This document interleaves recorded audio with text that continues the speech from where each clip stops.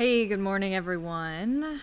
Hopping on here to do your weekly weather outlook. Gonna wait for a couple more people to join on. We're gonna do these every Friday, and now that actually hurricane season is just around the corner, which is hard to believe it's already on Monday, I do want to touch base with the tropics from here on out. So typically, if this is your first time watching these, we try to do a weekly weather update just on how the weekend's looking, how the next 7 days are looking. But I do want to touch base with the tropics, so that's also something I'm going to get to today as well. But I'm going to start off with just kind of how our pattern's been active and how it's actually going to change heading throughout the rest of the weekend. And then, as always, if you want to comment something, say what you're up to this weekend, weather related questions, anything like that, feel free to comment at any time. But otherwise, I'm just going to get right into it. All right. Let's see. All right. Good morning, Deborah. Good morning, Gary. All right. So we're just going to get going, and then feel free to comment throughout this. All right. I'm going to start off by showing you atmospheric moisture this morning. This is always a good graphic to show just to get a grasp of how saturated or dry our overall air mass is right now. So if you pay attention to how that dry air is sifting in areas like Arkansas, in areas like Dallas, into Texas, that's where a cold front is coming on through, moving rather slow off to the east. And we actually will see this boundary, but it'll take some time. So we're not going to see this until later this weekend. I want you to focus on how unsettled the deep south is. And it's been very unsettled. We've continued to see impressive rainfall amounts that actually have improved our drought conditions with the drought monitor update from yesterday morning. That gets updated every single Thursday at around 8:30. So that's the good news. I know it's been kind of muggy, especially inland, and very active and wet. We actually had one of our weather watchers call in and reported a total of 11 inches of rain from the week, saying their backyard just looks like a lake. So feel free to comment rainfall totals you've gotten in this week as well. Coastal areas have stayed relatively dry in comparison to those inland spots here, but today expect the same story. So mainly dry this morning. We head into the afternoon. Instability kicks in, exactly what happened yesterday. Heavy rain, lightning starts to kick up with daytime instability at a peak. Typically for our area, that's going to be at around 1 to even 3 p.m. All right, walking you through Futurecast for today, we're still going to see that cold front coming closer and closer toward our area, inching closer. I want you to focus on Saturday, 3 p.m.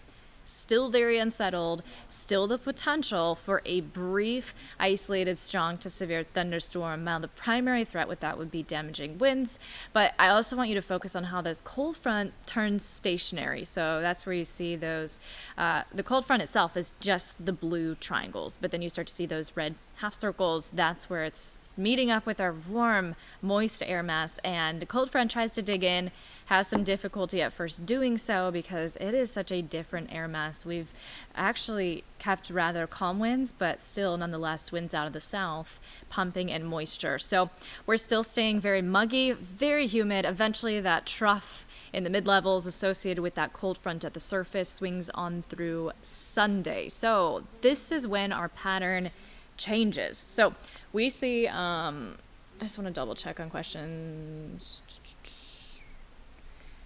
Okay, so this is how our active fast pattern we've taken on the whole work week actually takes a turn. Much, much drier, and we're actually going to go back down to mostly sunny days. Rain chances are going to be pretty limited, 10 to 20% just for those afternoon showers, and sea breeze, thunderstorms. So that's what happens. Our cold front finally comes through, struggles a little bit at first to do so, and that also means very warm temperatures ranging from the upper 80s to the low 90s. So for the weekend, it starts off a little unsettled.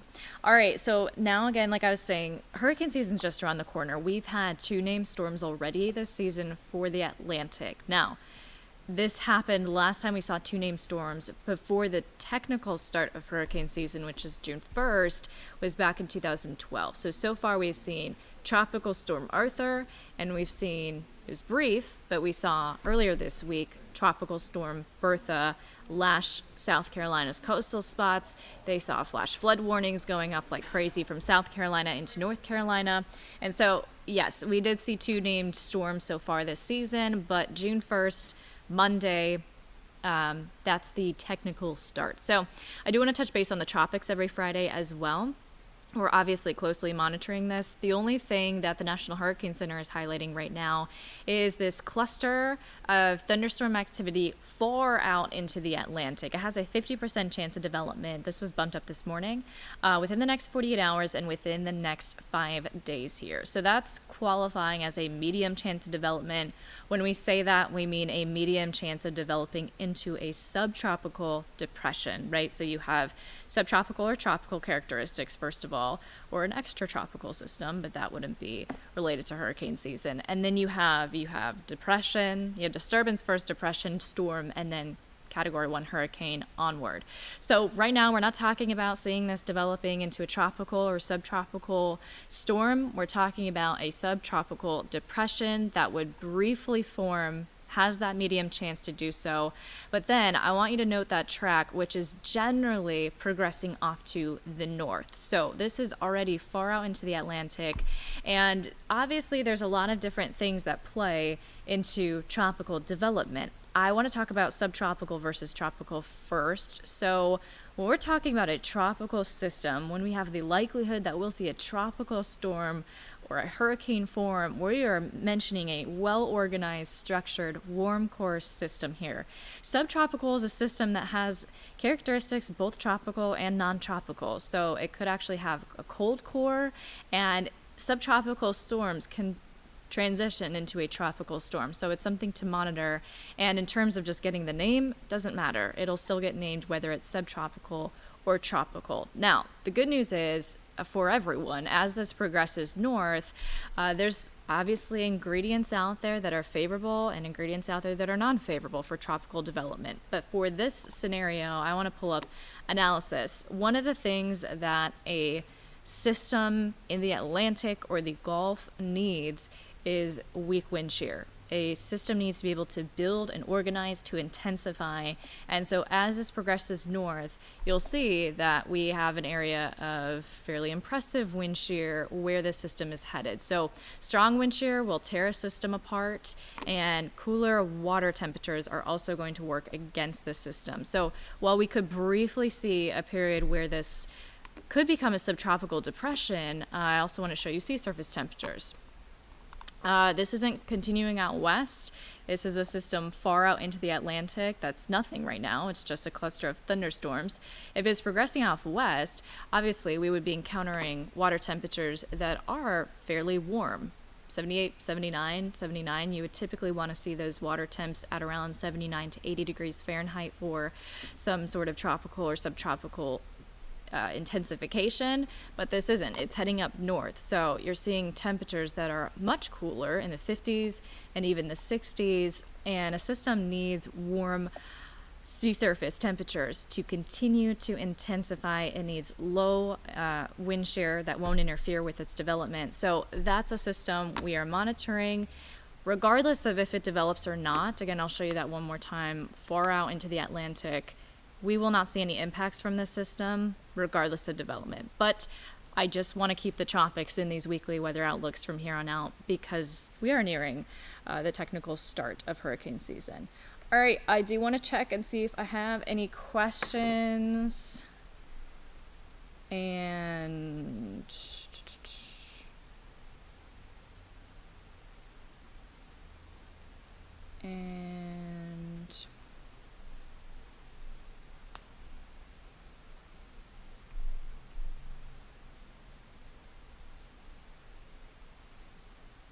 all right, good morning, Aldo and Poucher, asking if there's going to be bad weather today.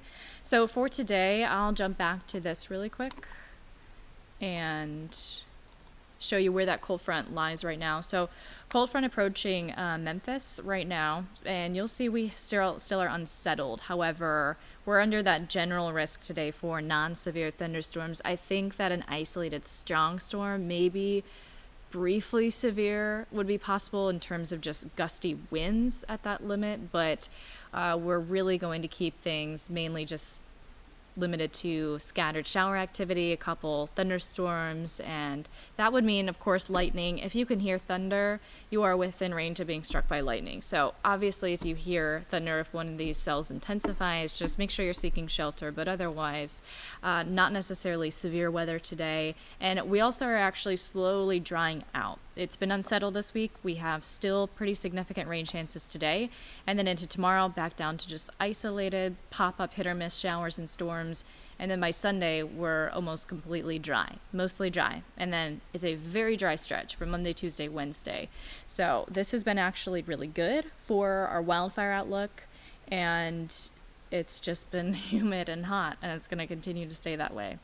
But all right, I think that's all the questions I've seen so far, but I will go back and see if I missed any other ones. So yes, we do these every Friday. We're going to do the tropics now and update with that with it, but nothing of any concern to the Panhandle right now. And brush up on hurricane preparedness if you haven't done so already, or if you're new to the area, things of that nature if you've never lived in tropical or subtropical climate as well. All right, well, hope you all have a wonderful weekend. I hope you had a wonderful work week. Hopefully a lot of you had a shorter work week with Memorial Day. And I'll see you either at midday, which starts in about 20 minutes, or next Friday. All right, have a good weekend.